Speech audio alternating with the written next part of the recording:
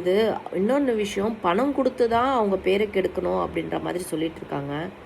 என்கிட்ட பணம் கொடுத்து அவங்க பேரை கெடுத்துடுங்க அப்படின்னு சொல்கிற மாதிரி, ஒருத்தவங்க என்கிட்ட பணம் கொடுத்து அவங்க பேரை கெடுக்கிற அளவுக்கு அவங்க ஒன்றும் பெரிய லெவலில் அம்பானியும் கிடையாது. பிஸ்னஸில் பெரிய பெரிய விஷயங்கள் வந்து செய்வாங்க. இந்த மாதிரி பணம் கொடுத்து பேரை கெடுங்க பணம் அப்படி அப்படி என்னவோ இவங்க பெரிய அச்சீவ் ஆன மாதிரி, இவங்க மைண்ட் செட்டில் அவங்க பெரிய அச்சீவ்மெண்ட் ஆன மாதிரி இருக்கட்டும்.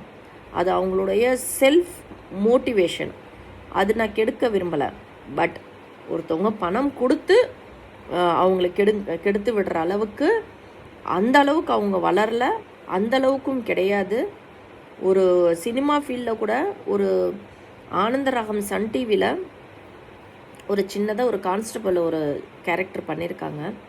ஸோ டைலாக் பேசி, ஸோ அந்த இடத்துல அந்த சீனை பண்ணி என்றைக்கோ பண்ணதை ஸ்டோரியாக போட்டுட்டு எனக்கு டேக் பண்ணுறாங்க. எக்கோ உன்னை விட நான் நல்லா நடிச்சிருக்கேனே எக்கோ அப்படின்ட்டு. ஸோ இவ்வளோ கேவலமான ஒரு லோக்கல் வேர்டை கொடுத்து ஒரு டேக் பண்ணுறது அநாகரிகம்ன்றது அவங்களுக்கே புரியல. இருந்தும் ஓகே, எல்லா கமெண்ட்டில் போயிட்டு டேஷ்னு பேசுனதோ, டேக் பண்ணி பேசுகிறதோ, அவதூறாக பேசுகிறதோ, அதெல்லாம் எனக்கு அதில் உடன்பாடே கிடையாதுங்க.